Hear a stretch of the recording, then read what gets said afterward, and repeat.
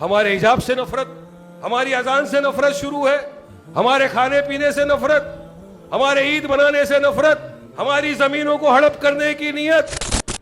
सरकार की नीयत में खोट है, वक्फ को बचाने के लिए नहीं।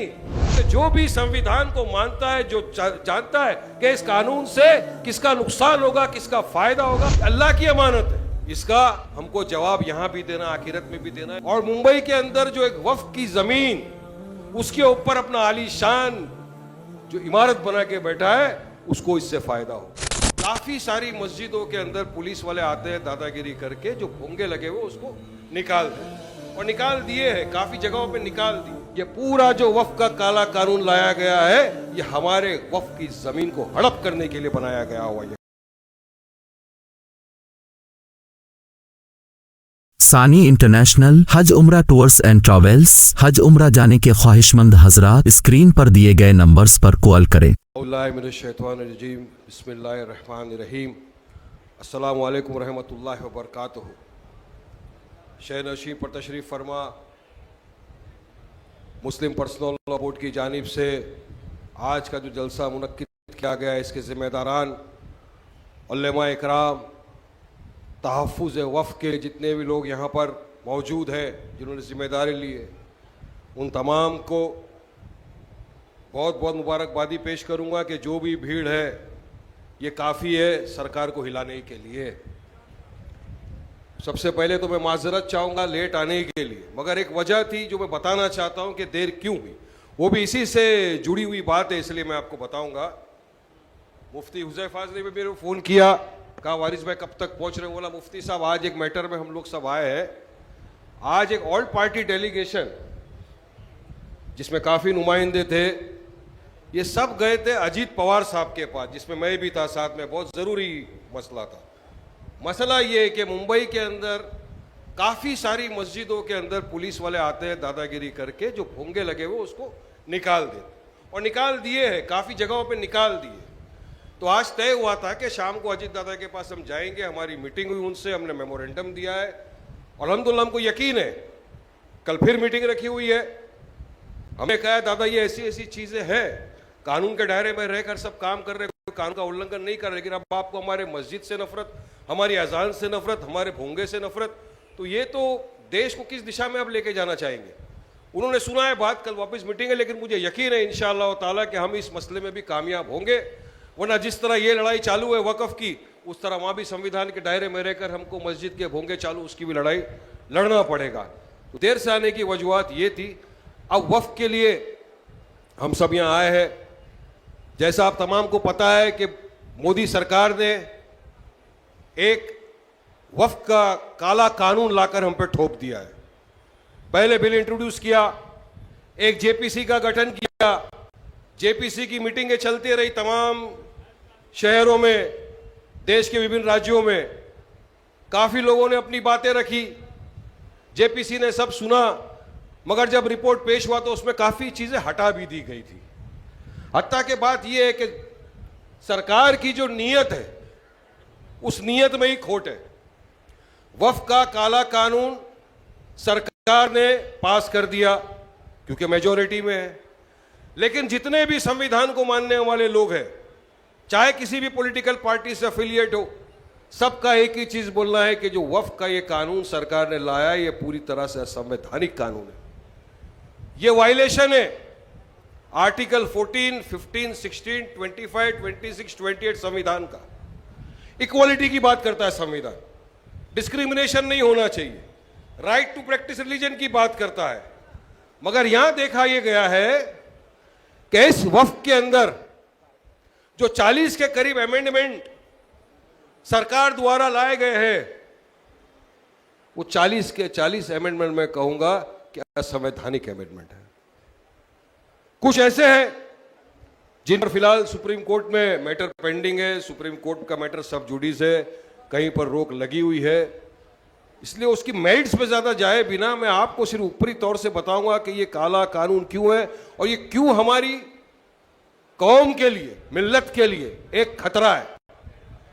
लोग बोलते हैं सरकार ने लाया वफ़्क़ का कानून वफ़्क़ को बचाने के लिए। अरे नादान ना समझ नहीं, सरकार की नीयत में खोट है, वफ को बचाने के लिए नहीं, ये पूरा जो वफ का काला कानून लाया गया है, ये हमारे वफ की जमीन को हड़प करने के लिए बनाया गया हुआ ये कानून है।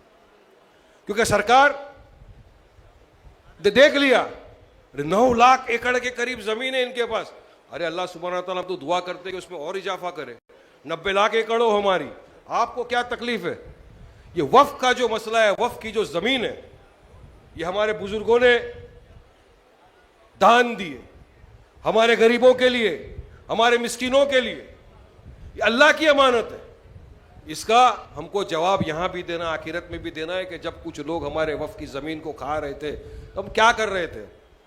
लेकिन शुक्रिया करूंगा मुस्लिम पर्सनल लॉ बोर्ड का कि पहले दिन से उन्होंने कहा कि हम इस कानून के खिलाफ पूरे देश में संवैधानिक तौर से एहतजाज करेंगे। और शुरू किया उन्होंने, मुख्तलिफ जगहों के ऊपर धरना प्रदर्शन हुआ, इस तरह की पब्लिक मीटिंग हुई, वफ को लेकर अनाउंस हुआ कि एक जुम्मा के दिन तमाम हम लोग हाथ में काली पट्टी बांध के नमाज पढ़ेंगे। लाखों करोड़ों लोग ने देश भर के अंदर उसका पालन किया, नमाज अदा की काली पट्टी बांध के, ताकि सरकार को पता चले कि हम सब इस काले कानून के खिलाफ हैं। उसके बाद पर्सनल लॉ बोर्ड ने कहा कि हमको बत्ती गुल करना है 15 मिनट के लिए, ताकि सरकार तक ये मैसेज जाए कि देखिए भारत देश का मुसलमान इस असंवैधानिक काले कानून का खिलाफ करता है, मजम्मत करता है।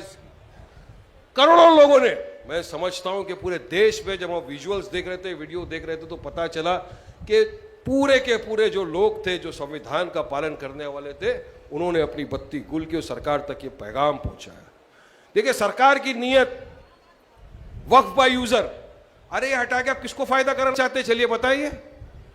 सिर्फ और सिर्फ ये धन्ना सेठ और मुंबई के अंदर जो एक वक्फ की जमीन, जो आगा खान शिया और फरेज की जमीन थी, उसके ऊपर अपना आलीशान जो इमारत बना के बैठा है, उसको इससे फायदा होगा। ये भी याद रखना अंबानी को। यानी आप हमारे जो हक की जमीन है, जो हमारे बुजुर्गों ने सवाब की नीयत से दान किए, उसको आप हड़प करेंगे इस तरीके से, और आप इसका बेनिफिट आप जो बड़े बड़े उद्योगपति दोस्त थे उनको पहुंचाएंगे। तो ये क्या कोई मुसलमान बर्दाश्त करेगा इस बात को? नहीं करेगा कोई बात इस बर्दाश्त को। पूरे देश ने एक अल्फाज में आवाज उठाई कि हम इस काले कानून का विरोध करते हैं, और जब तक मोदी सरकार इस काले कानून को वापस नहीं लेती, हम हमारा एहतजाज पूरी तरह संविधान के दायरे में रहकर जारी रखेंगे। बीच में क्योंकि इंडिया पाकिस्तान कॉन्फ्लिक्ट हो गया, पर्सनल लॉ बोर्ड ने कहा कि अब इसको आगे बढ़ाते हैं, तो आगे भी हमारा यही मानना है कि जहां जहां भी इस तरह का एहतजाज हो, तो मैं तो ये चाहूंगा अपनी जानिब से आप तक सिर्फ एक पैगाम पहुंचाना है कि आप भरी तादाद में आओ, इनको ये मैसेज दो कि देखो भारत का मुसलमान कोई भी इस तरह के काले कानून को, असंवैधानिक कानून को नहीं मानेगा। वरना हमारे हिजाब से नफरत, हमारी अजान से नफरत शुरू है, हमारे खाने पीने से नफरत, हमारे ईद मनाने से नफरत, हमारी जमीनों को हड़प करने की नीयत, ये तमाम चीजें, तमाम कोशिशें जो ये मोदी सरकार कर रही है, इससे नुकसान, भारी नुकसान एक कम्युनिटी को होगा, वो है मुसलमान कम्युनिटी। याद रखना, क्योंकि हम लोग आपस में वो इसका ऐसा नहीं कर सकते। आज आप देखिए इस मंच के ऊपर तमाम पॉलिटिकल पार्टी के लोग यहां पर मौजूद हैं, अपने अपने पॉलिटिकल डिफरेंसेस को छोड़ के, आइडियोलॉजिकल डिफरेंसेस को छोड़ के यहां मौजूद है, क्योंकि जो संविधान को मानते हैं। अवार्ड साहब यहां मौजूद है, आसिम भाई यहां मौजूद है, क्योंकि जो भी संविधान को मानता है, जो जानता है कि इस कानून से किसका नुकसान होगा, किसका फायदा होगा, किसकी बर्बादी होगी, किसका फायदा होगा, वो इस काले कानून की पूरी तरह से मुखालिफत करेगा, और वो एक साथ होकर आएगा। और देश ने देखा, जब पूरा देश एक साथ होता है तो बाहर वाले मुल्क को भी थरथरा दिया था हम लोगों ने। आज अगर इस काले कानून के खिलाफ भी जितने लोग संविधान को मानने वाले हैं, वो एक तरफ आ गए, एक साथ आ गए, मुत्तहीद हो गए, इत्तेहाद पैदा किया, तो पैगाम पहुंच गया दिल्ली में। तो यकीन मानो सरकार घुटने टेकेगी, दुनिया झुकती है, झुकाने वाला चाहिए।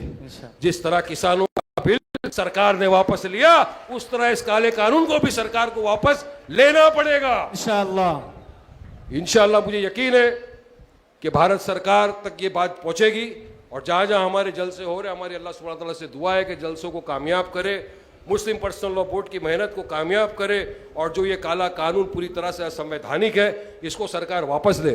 बोलने के लिए तो मेरे पास बहुत सारी चीज़ है, मगर क्योंकि यहाँ पर हमारे बीच में हमारे एक सीनियर मौलाना मोहतरम जनाब उबैदुल्लाह आज़मी साहब भी मौजूद है, तो मैं चाहूँगा कि हमको उनको सुनना चाहिए, उनसे गाइडेंस लेना चाहिए। आपने मुझे बोलने का मौका दिया या सुना, इसके आप तमाम का तहे दिल से शुक्रिया अदा करता हूँ।